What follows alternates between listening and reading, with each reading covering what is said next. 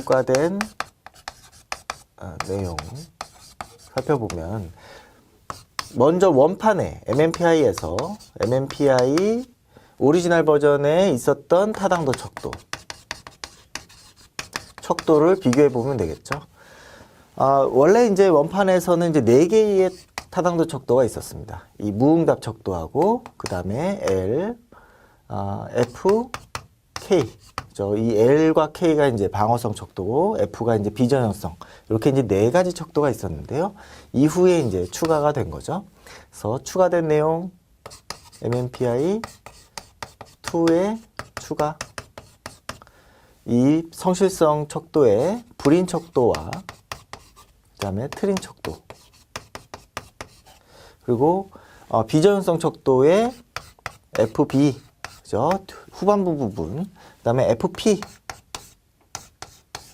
그리고 FBS. 그 다음에 방어성 척도에 이제 S 척도가 있죠. 그런데 이제 교재에서는 이 FBS 척도는 별도로 나와 있지 않죠.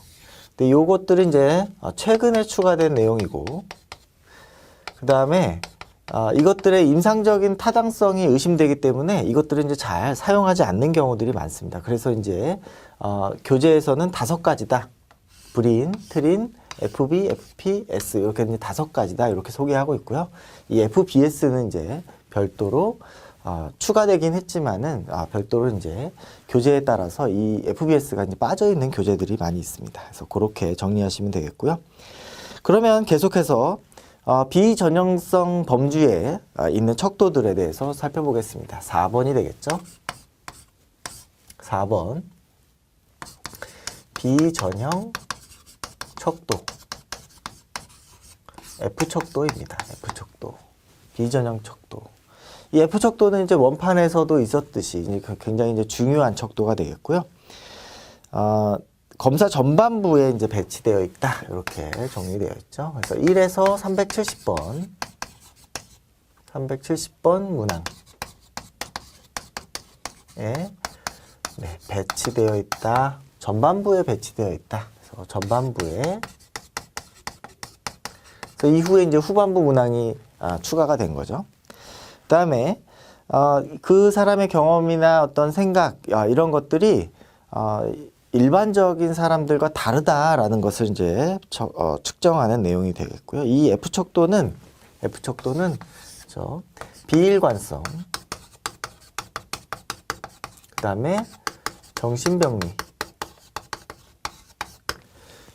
그리고 이제 왜곡, 부정 왜곡, 왜곡에 이제 영향을 받는다. 요런 어떤 척도들이 상승하면 이 F척도가 상승될 것이다. 이런 내용이죠. 비일관성, 우리가 이제 그 성실성에서 비일관성 2가지 있었죠. 고정 반응이냐, 무선 반응이냐. 뭐 아무렇게나 찍던지 아니면 한 가지로 찍던지.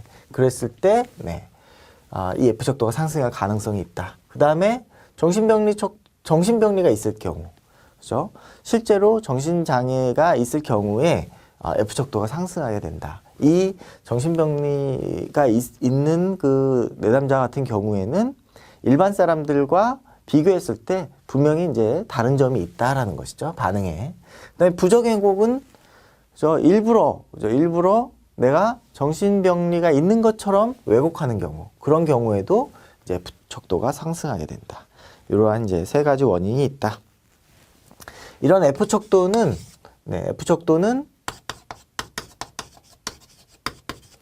임상척도에 영향을 준다.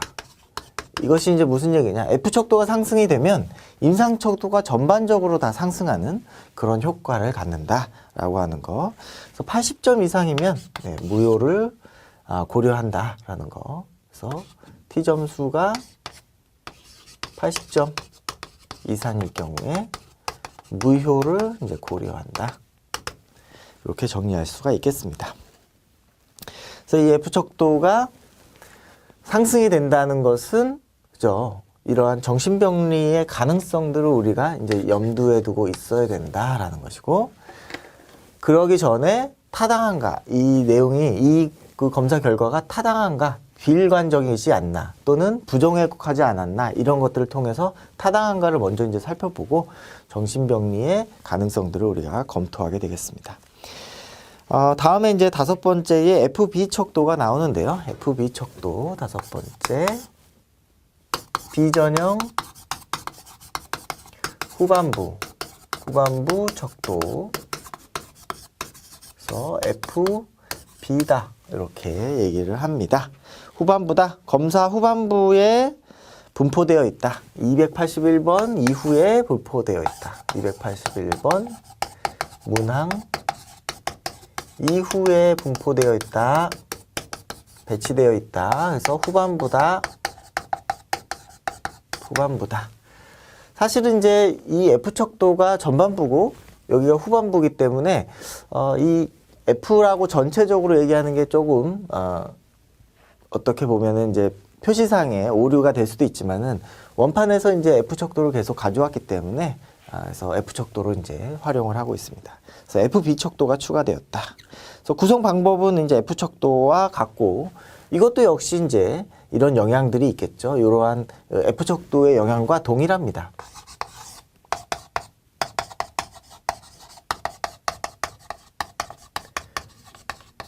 그러면 왜 이 FB 척도를 확인하는 것이 의미가 있느냐?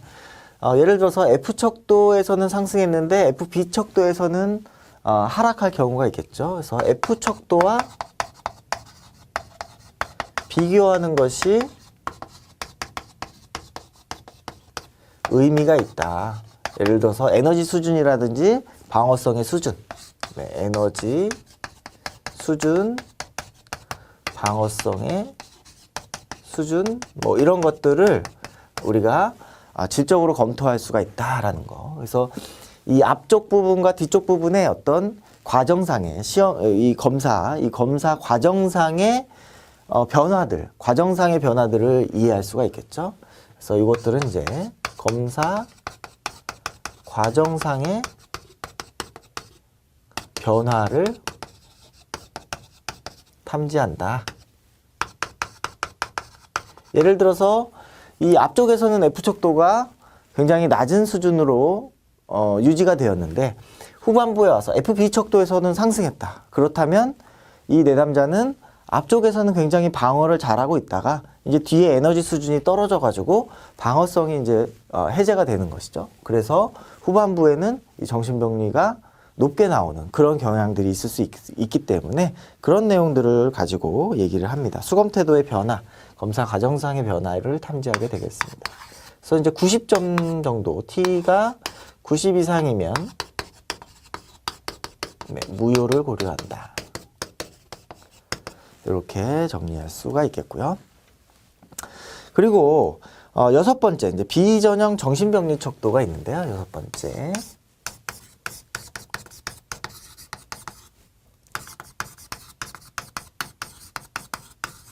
비전형 정신병리 척도다. 이것은 이제 FP다라고 얘기할 수가 있겠고, 이 비전형 정신병리 척도는 부정왜곡 가능성들을 얘기할 수 있겠죠. 그래서 무선 반응이라든지 부정왜곡, 왜곡 가능성.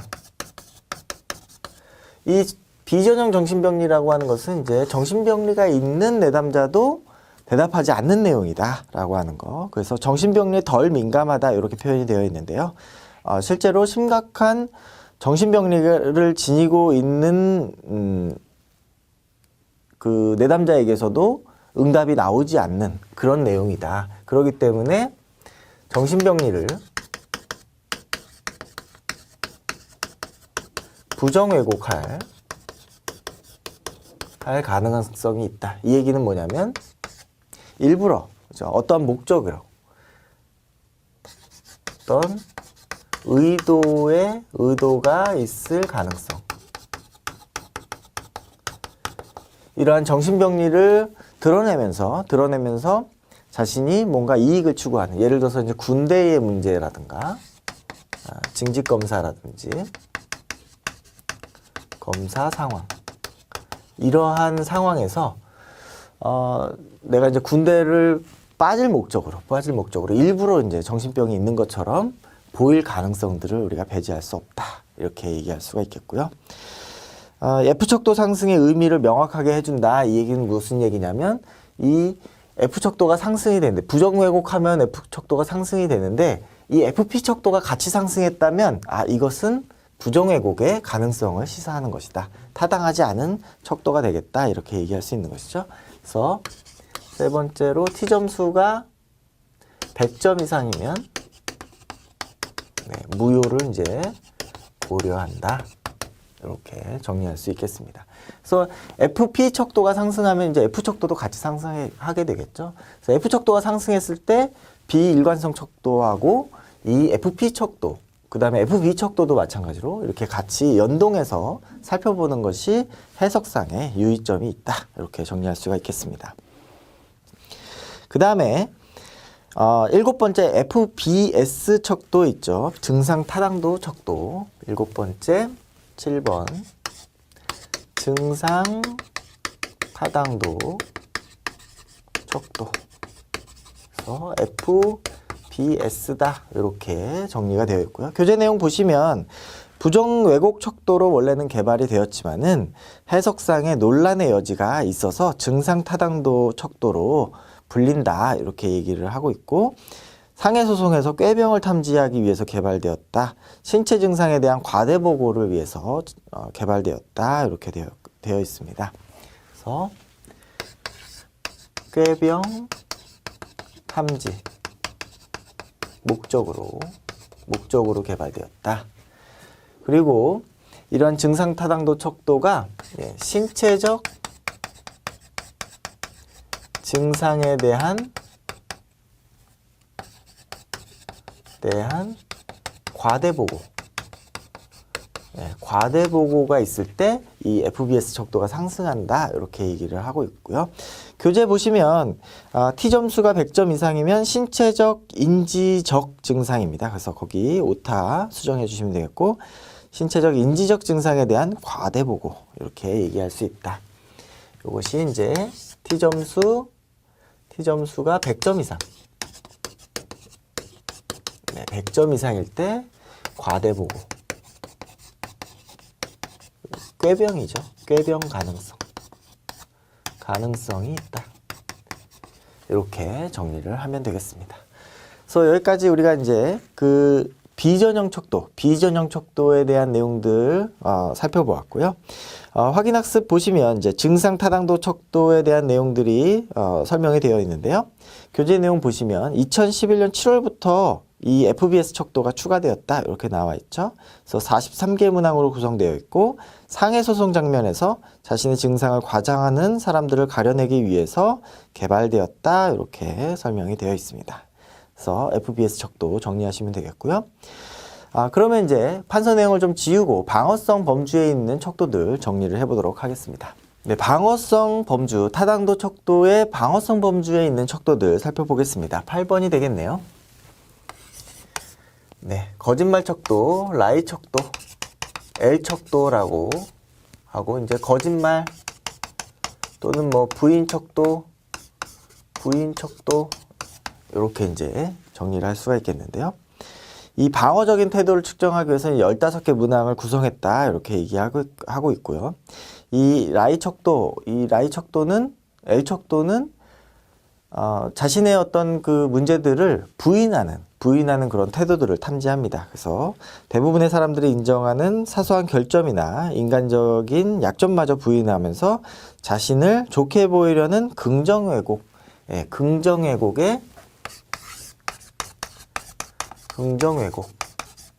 그렇죠. 이것은 이제 페이킹 굿이다. 이렇게 얘기하는데요. 우리가 FP 척도에서는 부정 왜곡이다. 이렇게 얘기했었는데요. L 척도에서는 이제 긍정 왜곡이다. 긍정 왜곡의 가능성이 있다. 긍정 왜곡이라는 것은 결국에 모두 아니다로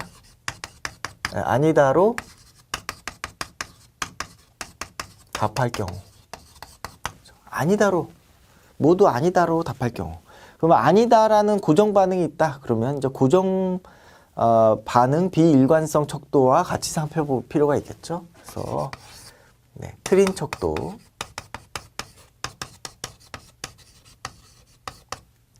비교하는 것이 의미가 있다. 트린 척도와 비교하는 것이 의미가 있다. 그래서 긍정 왜곡 경향성을 우리가 본다. 그래서 T 점수가 80 이상이면 네, T 점수가 80 이상이면 무효 가능성이 있다. 왜냐하면 전부 다 아니다라고 대답하고 나는 정신병리가 없다라고만 계속 얘기하기 때문에 그래서 사람들이 이야기하는 사소한 결점, 그죠? 보통은 이제 자신이 그런 결점들도 있다라고 얘기할 수 있는데 그런 것마저도 부인하기 때문에 이제 거짓말이다, 부인이다 이렇게 얘기를 하는 것이죠. 그래서 사소한 결점도 이렇게 긍정 왜곡을 시켜서 아니다로 답한다. 이것은 무엇이냐면 결국에 이런 내용은 미성숙한 방어다 또는 덜 세련된 네, 방어다 이렇게 이제 설명을 하고 있습니다. 그래서 L 척도에서 미성숙한 방어가 탐지가 된다. 그래서 사소한 결점도 부인한다. 사소한 결점도 부인한다. 이렇게 정리하시면 되겠고요. 확인학습 내용 보시면 L척도 해석 내용들이 나오는데요. L척도 점수가 높은 경우, 그 다음에 낮은 경우가 있겠죠. L척도 점수가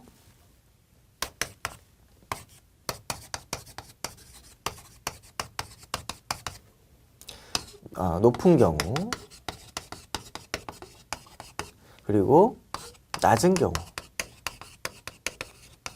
정리를 해보시면 높은 경우와 낮은 경우 이렇게 정리를 해보시면 결국에 이제 L척도가 높다는 것은 이제 미성숙한 방어가 높다는 것이죠. 미성숙한 방어가 높다. 그리고 이러한 그 심리적인 세련성이 부족하다 이렇게도 얘기하죠. 덜 세련되었다. 덜 세련된 방어를 구사한다. 그리고 어떠한 이렇게 미성숙하고 덜 세련된 방어들을 활용하는 그런 어떤 사람들, 그런 집단들은 어떤 특성을 갖느냐? 순진하고 수능적이고 관습적이고 어떤 룰에 맞춰서 생활하는 적응적인, 그렇죠? 수능적인 태도, 지나치게 수능적이죠. 관습적이고 태도를 가지고 있을 가능성이 있겠다. 그리고 자신에 대해서 과대평가를 하고 있을 수 있다. 자신을 과대평가하는 그런 태도들을 가지고 있다. 그래서 L척도가 높다라고 하는 것은 어떻게 보면 순진하다 이렇게 얘기할 수도 있는 것이죠. 수능적이고 관습적인 태도는 어떻게 보면 좀 순진하다 이렇게 얘기할 수 있죠. 순진함. 미성숙한 방어를 가지고 있다. 그러면 낮을 경우는 솔직하게 대답한 경우죠. 솔직한 대답. 솔직하게 대답했을 경우에 이제 L척도가 낮게 되겠고, 자기 신뢰감이나 자기 어떤 독립감이 높다, 뭐 건강한 사람이다 이렇게 얘기할 수 있겠죠. 미성숙한 방어를 하기보다는 자신의 어떤 사소한 약점 같은 것들은 충분히 드러낼 만하다 이렇게 얘기할 수가 있겠습니다.